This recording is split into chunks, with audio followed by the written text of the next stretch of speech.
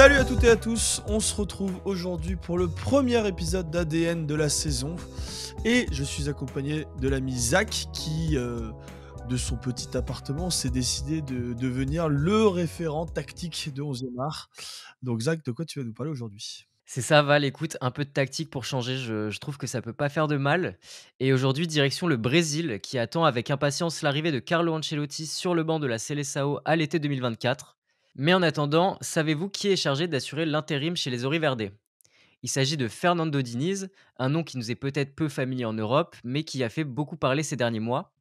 L'entraîneur de 49 ans a connu une carrière modeste de joueur, avant d'enchaîner les expériences à la tête de plusieurs clubs brésiliens, entre autres l'Atlético Paranense, Sao Paulo, Santos, Vasco da Gama, pour enfin arriver sur le banc de Fluminense en avril 2022, où il entraîne des vieux briscards comme Marcelo ou Felipe Melo. C'est ici qu'il a pu mettre en place des idées novatrices et peu conventionnelles, avec un football à l'antithèse des schémas de jeu prônés par Pep Guardiola, qui ont atteint leur paroxysme à Manchester City. Alors, avant de parler du style Diniz, commençons par évoquer l'opposé de ces idées, qu'on peut rapprocher à la norme du football actuel. Cette norme, c'est le football de position. Guardiola a opté ces derniers mois pour un 3-2-4-1 en phase offensive, avec John Stones montant d'un cran pour épauler Rodri au milieu, permettant un quadrillage millimétré du terrain, une couverture optimale de l'espace et surtout une solution offensive en plus sans déséquilibrer l'équipe. Le résultat s'est plutôt montré fructueux puisque City a décroché la première Ligue des Champions de son histoire. Guardiola nous l'a encore prouvé, il est un précurseur et ses adeptes, notamment espagnols, n'ont pas tardé à s'inspirer de sa nouvelle création. Arteta utilise désormais le même système avec Arsenal en replaçant Zinchenko dans l'axe. Xavi fait de même avec Joao Cancelo au Barça. Et on a vu plus récemment Luis Enrique utiliser Achraf Hakimi dans un rôle similaire, faisant évoluer le PSG en 3-3-4 en phase offensive et en 4-4-2 en défense. Parmi tous ces exemples, on a une répartition de l'espace précise, presque symétrique, amenant des phases de jeu similaires au fil des matchs. Excellente description et excellente vulgarisation tactique, Zach, bravo à toi. Et donc là, tu nous résumes un petit peu le jeu de possession, dont évidemment Guardiola est le maître incontesté depuis plusieurs années. Est-ce que tu peux nous décrire maintenant le fameux style de Diniz dont tu voulais nous parler? Eh bien, chez Fernando Diniz, c'est tout l'inverse de Guardiola. Le coach brésilien voit le football comme un art qui, à l'inverse de la science, relève du désordre, de l'imprévu, de l'inspiration. Il le démontre sur le terrain en demandant à ses joueurs de se montrer très proches les uns des autres en phase offensive, afin de densifier une partie du terrain, quitte à totalement délaisser l'autre côté. De cette manière, c'est la création individuelle au profit du collectif qui est recherchée, plutôt que le respect strict des consignes données. Cette tactique favorise un jeu de passe rapide avec une multiplication des 1-2. La zone principale à couvrir est celle où se situe le ballon.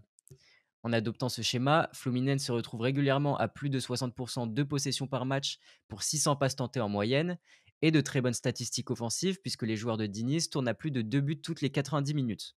Le média brésilien Globo explique que cette idée de jeu provient du football de rue où il est inutile de maintenir une position dans des espaces réduits. Cette philosophie est d'ailleurs ancrée dans la culture footballistique brésilienne puisque de nombreux coachs du pays l'ont utilisée, et l'exemple le plus marquant reste l'équipe du Brésil au Mondial 82, décrite comme l'une des plus fortes équipes à ne pas avoir remporté le trophée. Et qu'est-ce qui a fait sa légende? Un quatuor très rapproché au milieu de terrain, avec Zico, Falcao, Socrates et Cerezo sans cesse en mobilité, capable de déséquilibrer facilement les défenses adverses. Un petit name dropping qui fera plaisir à certains de nos auditeurs, je suppose. Toi, tu parlais justement des excellentes stats offensives et de possession, notamment de Fluminense. Est-ce que du coup, c'est un style de jeu qui s'avère payant au niveau des résultats? Eh bah oui, plutôt, car cette philosophie de jeu a permis à Fluminense de retrouver le haut de tableau du championnat brésilien, avec une troisième place en 2022 et une actuelle sixième place en 2023, à seulement 3 points du dauphin. Une renaissance pour un club souvent embourbé dans le milieu de tableau ces 10 dernières années. Le jeu pratiqué par Diniz et ses joueurs les a surtout menés loin en Copa Libertadores, dans laquelle ils disputeront leur demi-finale retour cette nuit à 2h30 pour les plus curieux ou les insomniaques, face à l'International contre qui ils ont concédé le nul chez eux à l'aller. Pour revenir au schéma tactique de Fernando Diniz, il a tellement marqué au Brésil qu'on lui a attribué le nom de jeu appositionnel. Mais ce n'est pas le seul nom utilisé. On parle également de jeu fonctionnel, relationnel ou même de relationnisme. S'il n'est pas le seul entraîneur à préconiser un jeu de la sorte, Diniz reste celui qui l'a poussé à son paroxysme. En Europe, plusieurs grands entraîneurs sont adeptes de ce style de jeu, au détriment du jeu de position. Ce fut le cas du Napoli de Luciano Spalletti la saison dernière, qui a soulevé le Scudetto, de Roberto De Zerbi ou du futur sélectionneur de la Seleção, Carlo Ancelotti. Au Real, l'Italien disposait de joueurs compatibles à ce style de jeu, et notamment Karim Benzema. Le Français avait la faculté de décrocher ou de se rapprocher de l'aile gauche aux côtés de Vinicius et Toni Kroos pour former un triangle et aider son bloc à monter progressivement par la multiplication de passes dans les petits espaces. Ouais, donc c'est pas un hasard si Diniz assure l'intérim avant l'arrivée d'Ancelotti du coup. Oui, c'est ça, on peut dire que le plan de la fédération brésilienne est bien ficelé, avec un Diniz qui mettra en place des idées pouvant être reprises par la suite par Ancelotti, même si le style d'Ancelotti ne sera pas aussi extrême que celui de Diniz. Ça reste une rupture importante avec la stratégie de la fédération brésilienne ces dernières années, puisque l'ancien sélectionneur Tite était plutôt un fervent du jeu positionnel. Les premiers matchs de Diniz face à la Bolivie et au Pérou ont d'ailleurs montré qu'un temps d'adaptation serait nécessaire aux joueurs, habitués dans l'ensemble au jeu de position dans leur club européen. Alors, à cette guerre tactique entre jeu de position et jeu à positionnel, c'est le premier qui en est sorti vainqueur en 2023 avec le triplé historique du Manchester City de Guardiola, bien que le Napoli ait longtemps été perçu comme un prétendant au titre. Reste à voir ces prochains mois si un jeu comme celui prôné par Fernando Diniz à Fluminense n'est qu'une mode passagère ou une révolution tactique capable de s'installer sur la durée dans plusieurs équipes.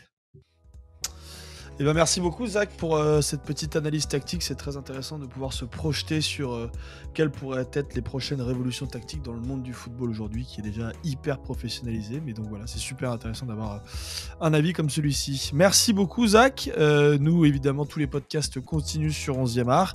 Donc restez connectés, abonnez-vous, likez nos pages, nos réseaux sociaux pour être tenus au courant de tout ce qui se passe. Allez, ciao ciao.